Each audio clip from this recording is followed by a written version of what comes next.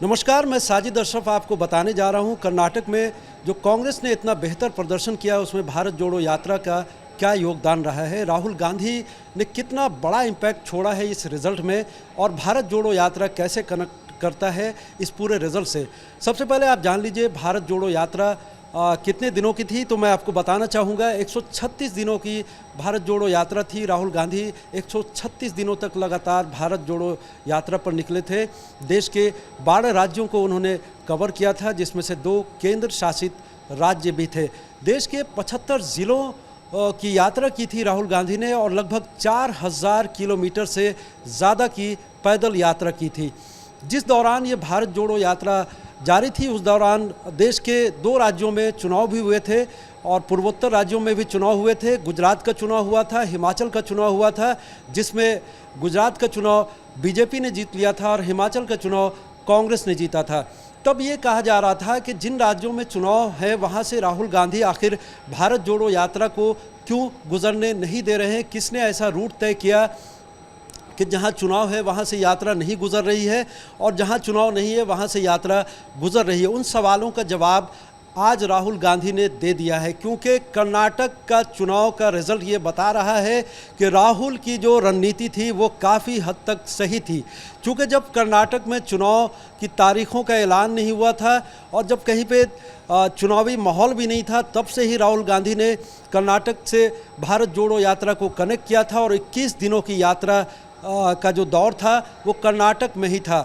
राहुल गांधी जब कर्नाटक में मौजूद थे भारत जोड़ो यात्रा के दौरान, तो वो मास लेवल पर लोगों से कनेक्ट करने की कोशिश कर रहे थे, माइक्रो लेवल पर जाने की कोशिश कर रहे थे और हर एक जो चाहे पार्टी की यूनिट हो, लोगों से मिलने का तरीका हो, जो एक्शन हो, तस्वीरें किस तरह से दिखेंगी, मीडिया में किस तरह से छपना है, किस तरह का हेडलाइन बनाना है, लोगों से इंटरेक्ट किस तरह से करना है, कांग्रेस को संगठन को किस तरह से जोड़ना है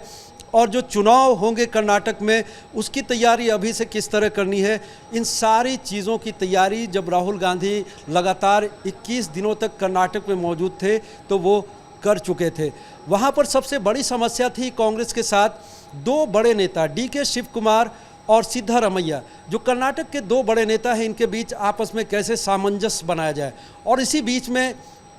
जो कांग्रेस के राष्ट्रीय अध्यक्ष हैं खड़गे, उनकी उपस्थिति वहाँ पर किस तरह से दर्ज करवाई जाए, वो किस तरह से लोगों को कनेक्ट करें, इन चीज़ों की तैयारी भारत जोड़ो यात्रा के दौरान ही हो चुकी थी। जिस तरह से भीड़ सड़कों पर निकल रही थी राहुल गांधी के पीछे, ये बताने के लिए काफ़ी थी कि कर्नाटक में कम से कम राहुल गांधी की भारत जोड़ो यात्रा का बड़ा इम्पैक्ट वहाँ पर होने वाला है और वो काफ़ी हद तक अब सच भी साबित होता दिख रहा है। राहुल गांधी उसके बाद लगातार कर्नाटक में चुनावी रैलियों में मौजूद रहे। हालांकि इससे पहले जो 2 राज्यों के चुनाव हुए थे या फिर पूर्वोत्तर राज्यों के चुनाव हुए थे, गुजरात में राहुल गांधी की मौजूदगी ना के बराबर थी, सिर्फ 2 रैलियां की थी वहां पर। हिमाचल में राहुल गांधी गए ही नहीं थे, लेकिन कर्नाटक में मुझे जहाँ तक याद है 15 से 16 रैलियाँ उन्होंने की और कई रोड शो भी किए थे, जिसमें काफ़ी भीड़ भी जुटी थी। तो माइक्रो लेवल पे जो कांग्रेस का मैनेजमेंट रहा है, जिस तरह से बीजेपी का कैंपेन स्टाइल रहा है अब तक चुनाव में, सोशल मीडिया हो या फिर डोर टू डोर कैंपेन हो, माइक्रो लेवल पर कार्यकर्ता से जुड़ना हो, वो सारी चीज़ें कर्नाटक में इम्प्लीमेंट की गई है कांग्रेस की तरफ से।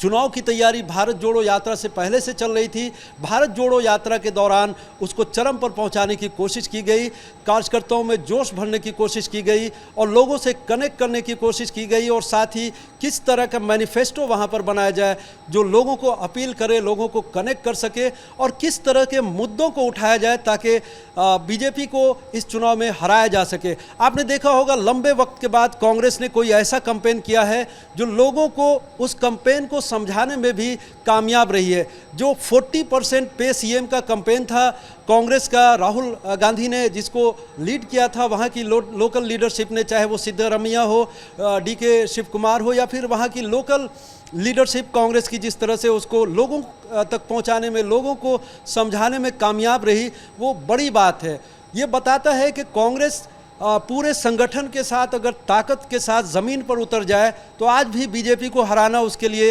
मुश्किल चुनौती नहीं है। जो कर्नाटक में हुआ है वो मध्य प्रदेश में भी दिख सकता है। कांग्रेस अगर इसी जोश व खरोश से ज़मीन पर उतरकर चुनाव की तैयारी करे और अपनी बातों को लोगों को समझाने में कामयाब रहे तो कोई बड़ी बात नहीं है कि बीजेपी को हराया जा सकता है। तो जिस तरह के रिजल्ट आज आए हैं वो बताता है कि जिस तरह से राहुल गांधी ने भारत जोड़ो यात्रा में अपना इम्पैक्ट छोड़ा था कर्नाटक में, वो अब रिजल्ट में परिवर्तित होता हुआ दिख रहा है। लेकिन यही भारत जोड़ो यात्रा इस चुनाव के बाद दूसरे राज्यों में या फिर लोकसभा चुनाव में भी उसका इम्पैक्ट देखने को मिलेगा। ये आने वाले जो कुछ महीने हैं, कुछ इस साल 2003 में जिन राज्यों में चुनाव होने हैं या फिर 2024 में लोकसभा चुनाव होने हैं, वहाँ पर साफ दिख जाएगा।